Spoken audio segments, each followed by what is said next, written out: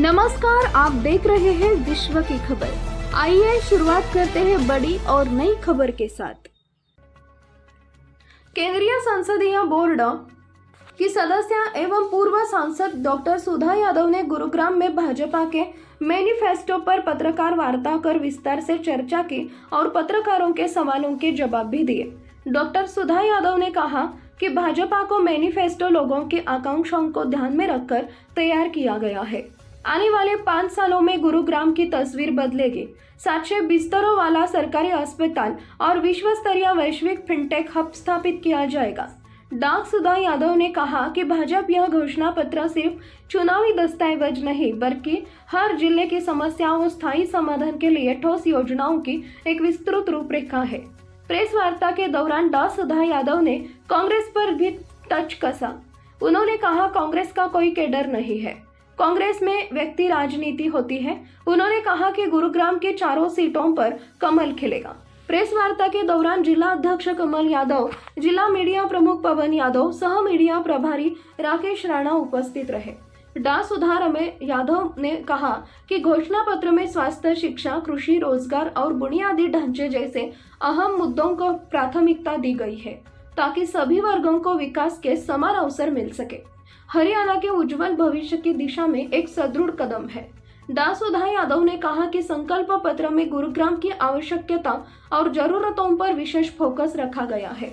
गुरुग्राम में 700 बिस्तरों वाला सरकारी अस्पताल, जिले में एक विश्व स्तरीय वैश्विक फिनटेक हब की स्थापना अगले 5 वर्षों में की जाएगी। उन्होंने कहा कि जिले में जीरो लैंडफिल हरियाणा के लिए सीवेज ट्रीटमेंट प्लांट STP का निर्माण किया जाएगा। साथ ही जिले में एक विश्वकर्मा महाविद्यालय स्थापित होगा।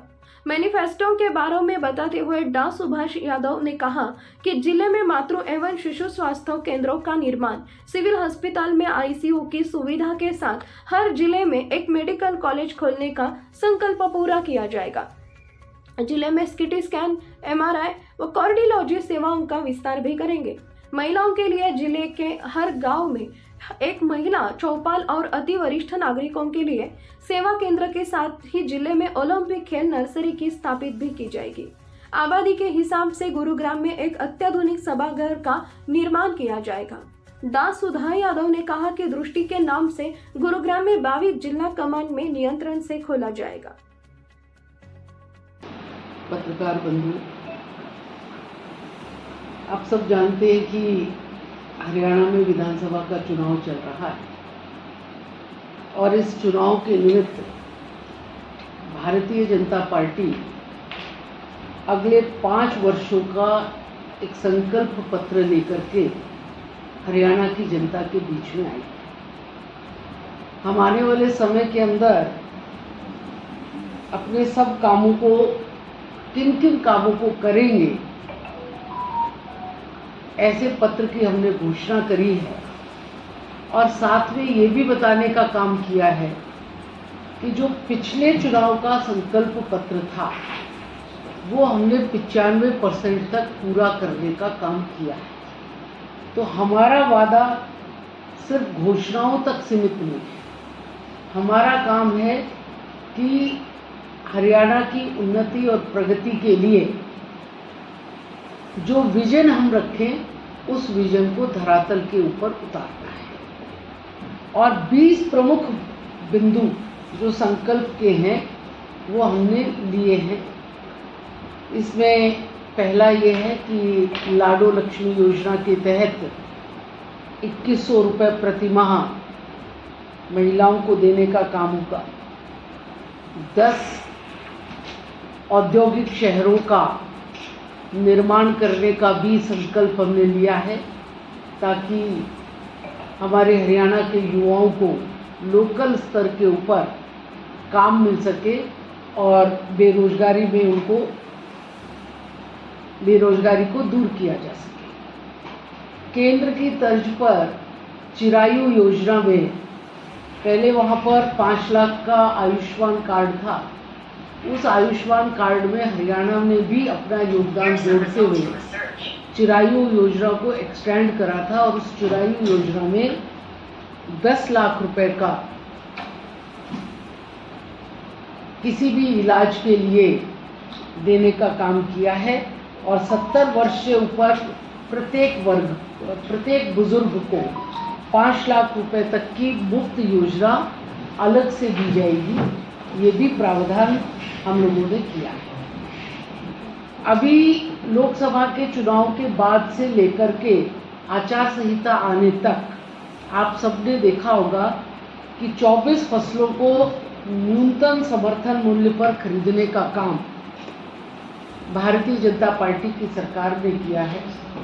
और हम जिस दक्षिणी हरियाणा में बैठे हैं, जहां बाजरे की फसल होती है, हरियाणा इकलौता राज्य ऐसा है जहां पर बाजरे को भी समर्थन मूल्य के ऊपर खरीदा जाता है और आसानी के साथ में खरीदा जाता है।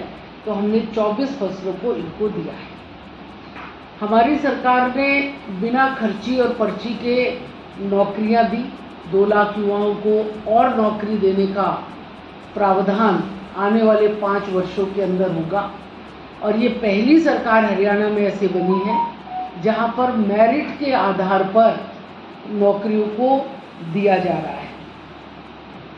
शहरी और ग्रामीण क्षेत्रों के अंदर 5 लाख आवास बनाने का संकल्प है। जिन गांवों के अंदर पंचायती भूमि नहीं थी, उस गांव के गरीब तबके को, जिसमें एससी समुदाय आता है, उसको प्लॉट देने का काम दूसरे स्थान पर किया जाए। ये योजना भी हमारी सरकार ने लागू करके और पिछले 2 महीनों के अंदर उनको प्लॉट देने का काम किया है और अभी उसको आगे बढ़ाएंगे, क्योंकि आचार संहिता आ गई। लोकसभा की और विधानसभा के चुनाव के बीच में 100 दिन का भी समय नहीं मिला, सिर्फ 56 दिन का ये समय आया था, जिसके अंदर सरकार ने अनेक योजनाओं को इसमें काम किया है। और एक महत्वपूर्ण काम जो सरकार ने तय किया है कि हरियाणा का कोई भी बालक हिंदुस्तान के किसी भी सरकारी विश्वविद्यालय में, मेडिकल कॉलेज में, इंजीनियरिंग कॉलेज में पढ़ाई करने के लिए जाएगा तो उसको वजीफ़ा देने के माध्यम से उसकी फीस में उसको रिलैक्सेशन मिल सके। इस चीज़ का हमने प्रावधान किया है ताकि हमारे बच्चे अच्छी शिक्षा को, सरकारी मेडिकल कॉलेज में भी जाने पर उसे अच्छी शिक्षा मिल सके, ये काम किया है। ओबीसी वर्ग के लोगों को, जो बच्चे उद्यमियों का काम करेंगे, उनको बिना ब्याज के 25 लाख तक का लोन हरियाणा की सरकार उनका काम सेटअप कराने के लिए करेगी। ऐसा काम हमने विचार में किया है। एक अग्निवीर को लेकर के लोगों के मन में बहुत शक और संशय रहता है, तो जो भी अग्निवीर 4 साल की अपनी सेवाएं सेना में देने के बाद में बाहर आएगा, उसको हरियाणा सरकार 100% हरियाणा की नौकरियों के अंदर स्थान देगी। और यदि कोई उसमें नहीं करना चाहता है तो उसको अपना काम सेटअप करने के लिए 5 लाख तक का लोन फ्री ऑफ कॉस्ट सरकार उनको देने वाली है। इसी के साथ साथ 36 बिरादरियों के जो पिछड़े हुए लोग हैं, जिनकी इनकम 1,80,000 से नीचे की है, उनके लिए बजट बना करके कल्याण बोर्ड की व्यवस्थाओं के माध्यम से हर वर्ग का कल्याण हो सके, ऐसा काम भी हमारी सरकार ने तय किया है। और दक्षिणी हरियाणा के अंदर जहां हम बैठे हुए हैं, यहाँ पर एक बहुत बड़ा ड्रीम प्रोजेक्ट, जिसके ऊपर पिछले 2 वर्षों से वर्किंग भी चल रही है, काम आगे भी बढ़ गया है, वो अरावली के अंदर जंगल सफारी बनाने का है, ताकि यहाँ पर टूरिज़्म को बढ़ावा दे सके, रेवेन्यू को बढ़ा सके और एक अलग पहचान इस अरावली की बन सके।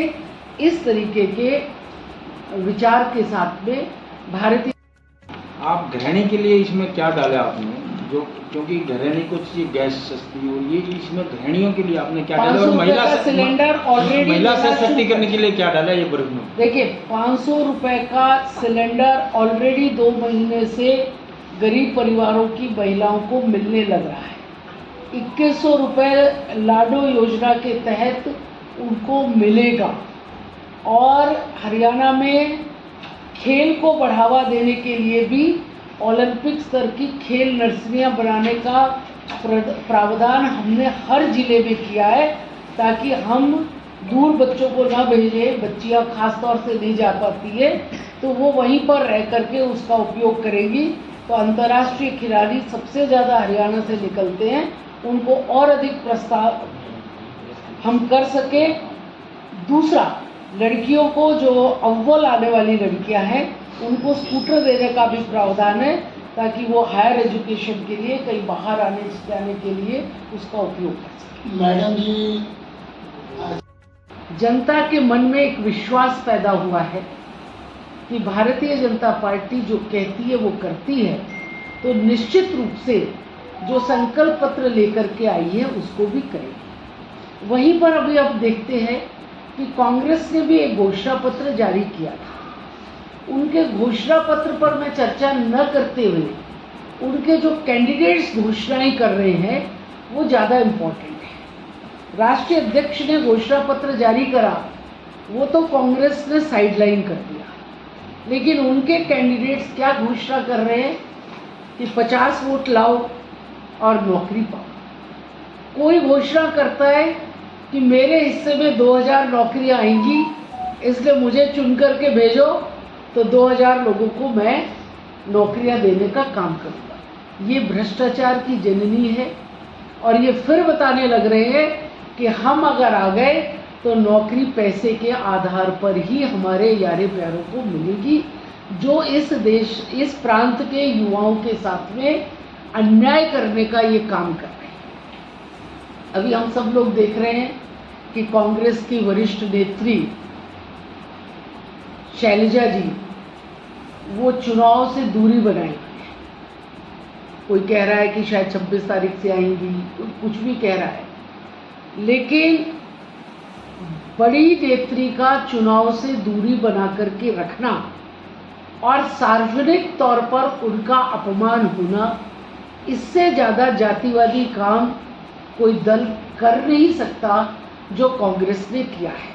और भारतीय जनता पार्टी सबका साथ, सबका विकास, सबके विश्वास में विश्वास रखती है। हरियाणा एक और हरियाणवी एक में विश्वास रखती है। किसी भी जिले में ज़्यादा या कम विकास हो ये धारणा नहीं रखती। हम पूरे हरियाणा का एक साथ विकास करते हैं, हम एक साथ लेकर के लोगों को चलते हैं। और इसी के आधार पर अब चुनाव में 12 दिन का समय बचा है, और मुझे लगता है कि इन 12 दिनों के अंदर जो भारतीय जनता पार्टी का ग्राफ ग्रेजुअली बढ़ रहा है, जब 5 तारीख को पोलिंग होगी तो हम पूर्ण बहुमत की सरकार 8 अक्टूबर को हरियाणा के अंदर बनाने वाले हैं, और आपके सहयोग की भी हम अपेक्षा करते हैं।